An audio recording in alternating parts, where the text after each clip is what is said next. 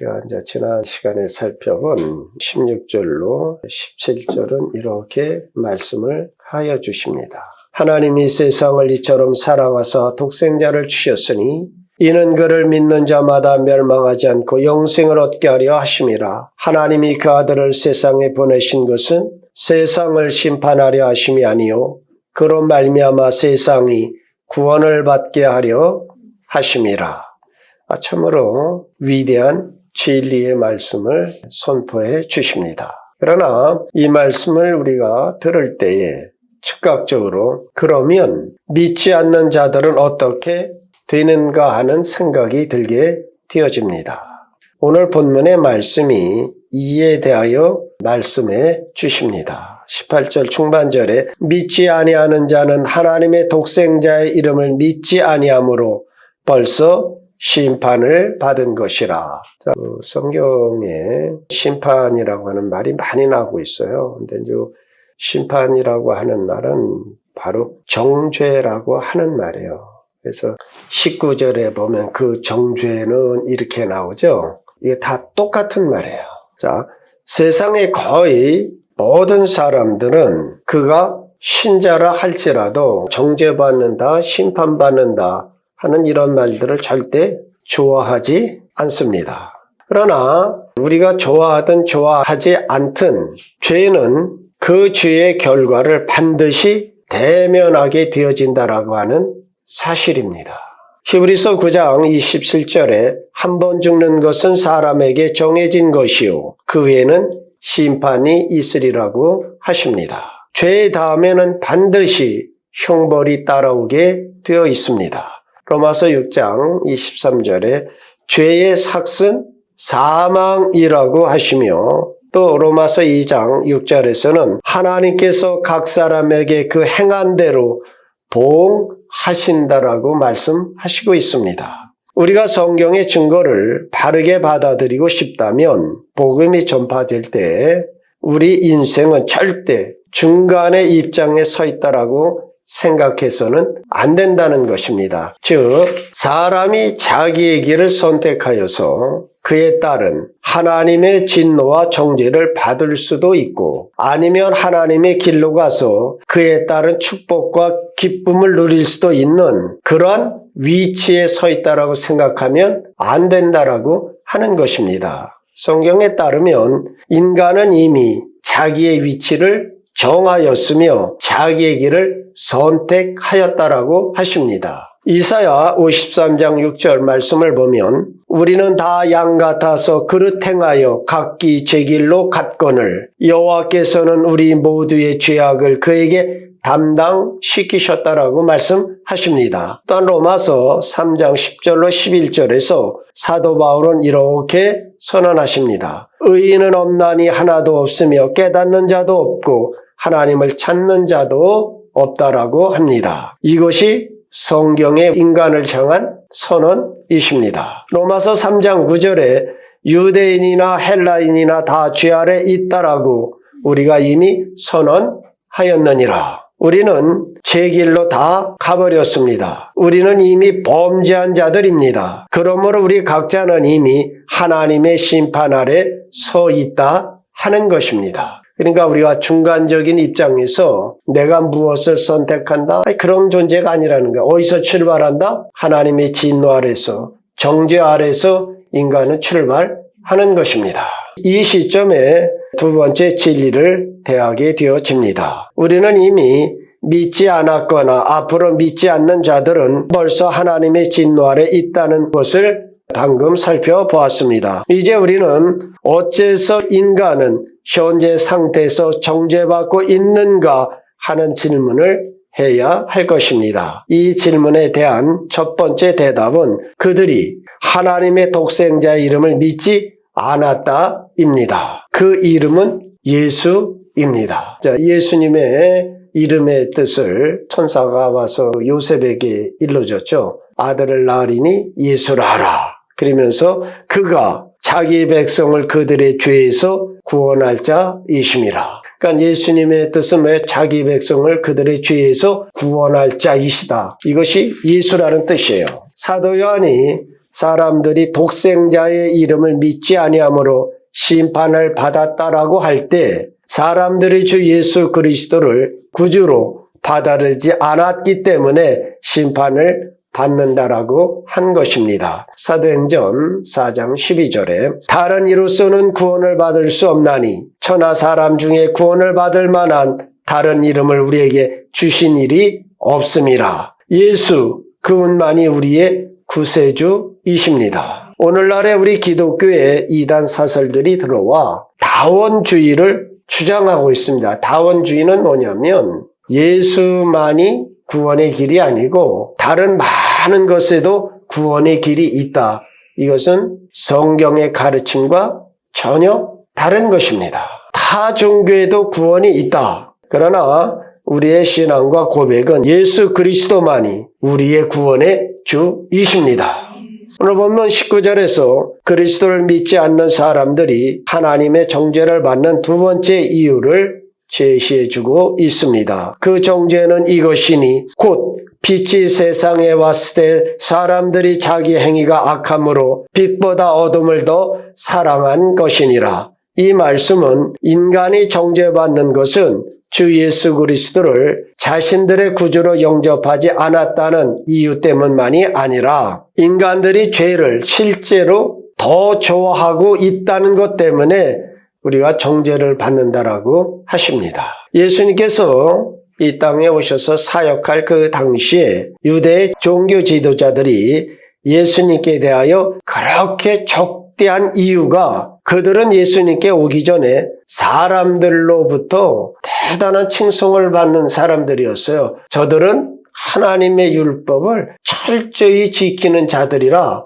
이런 칭송을 받고 사람들에게 인정을 받고 존중을 받은 사람들이었습니다. 그러나 예수님께서 그들의 숨은 속사람을 드러내시고 그들의 위식함을 지적하시고 율법의 깊은 정신과 뜻을 드러내시자 그들은 예수님을 미워하기보다 더 증오하였고 끝내는 죽음의 자리까지 가게 했던 것입니다. 그들은 예수님께서 자기들의 마음속에 있는 부패를 드러내고 그 부패를 치료하도록 하시기보다는 예수님을 없애버리고 싶었다 하는 것입니다. 이것이 그때나 이때나 우리 인간들이 똑같다는 것이에요. 그러니까 오늘 우리들은 우리의 잘못된 것을 어떤 방식으로도 지적받는 것을 좋아하지 않고 우리 숨은 속내를 누가 끄집어내올 때 견딜 수 없어 해요. 아, 이것을 내가 잘못했구나. 내가 고쳐야 되겠구나. 나를 보시고 나를 판단하실 리가 하나님이다 하고 하나님 앞에 나와 통해 자복 회개하는 것이 아니라 그것을 들추어내고 일러주고 지적한 사람을 적대시하고 증오가 한없이 일어나게 되죠. 이것이 무엇이냐면 우리 안에 있는 죄가 그렇게 하는 것입니다. 사랑하는 성도들이여, 언제나 말씀하죠. 3살짜리가 우리의 잘못을 지적하더라도 손과 마음을 아울러 들고 주 앞에 무릎 꿇을 수 있는 그런 성도들이 되어지시기를 부탁을 드립니다. 정죄란 우리가 완전한 기준에 미치지 못한다는 사실에만 기인하는 것은 아닙니다. 우리가 바른 방향으로 목표를 잡지 못하기 때문에 정죄를 받기도 합니다. 우리의 신앙에는 방향성이 매우 중요합니다. 방향성이 틀리면 그 끝은, 그 결과는 예수 그리스도 앞에 갈 수 없는 것입니다. 오늘 우리들의 신앙의 가장 큰 결점 중에 하나가 방향성의 문제예요. 우리 한국교회는 방향성보다는 열정과 열심을 참으로 중요하게 여겨요. 열정과 열심은 아주 중요한 것입니다. 그러나 그 열정과 열심이 방향성이 없으면 도착점을 찾지 못한다는 것이에요. 일례로는 그렇습니다. 사람들이 이제 출발을 해요. 그러나 목표점이 없다면 남산타워에서 만나기로 하지만 방향성이 틀리면 어느 사람은 울릉도로 갈 것이고 한 사람은 여기 인천으로 올 것이고 또 다른 사람은 저 평양으로 갈 것이고 무엇이 틀렸어요? 방향이 틀렸어요. 그러면 신앙의 방향은 예수 그리스도입니다. 한번 이런 예를 들어보죠. 다트라고 하는 거 있잖아요. 이렇게 던지는 거. 아빠가 아들과 다트를 하는데 아들에게 한번 던져봐라. 방향이 아주 상당히 틀렸어요. 야, 너무 방향이 틀렸다. 좀 잘 던져봐라니까. 아빠 너무 멀어서 그래. 그래서 이제 조금 더 가까이 있고, 그러니까 또 틀려요. 아빠 아직도 멀어. 예, 자꾸만 해서 가까이 왔어요. 나중에 이제 1m 앞에다 놓고도 던져라는데 또 크게 벗어나는 것이에요. 문제는 거리에 있는 것이 아니라 아들이 바라보는 방향성, 그 목표점이 다른 곳에 있었다는 것입니다. 같은 방식으로 우리의 행실의 수준과 하나님의 기준 사이가 너무 큰 차이로 벌어져 있는 데만 있는 것이 아니다 하는 것입니다. 우리가 하나님의 기준들을 목표로 하고 있을 때마저도 우리는 바르게 그 방향으로 나가지 않는데 문제가 있는 것입니다. 오늘 본문은 하나님께서 인간을 정죄하셔야만 하는 또 다른 이유를 말씀해 주십니다. 사람들이 빛을 미워하여 빛으로 오지 않기 때문이라고 하십니다. 그럼 사람들이 왜 빛으로 오지를 않고 어둠에 거하기를 좋아하느냐? 그 행위가 드러날 것을 두려워하기 때문이라고 하십니다. 20세기 중반에, 그러니까 1948년으로부터 1956년에 미국에서 치유사역의 부흥이 크게 일어났었습니다.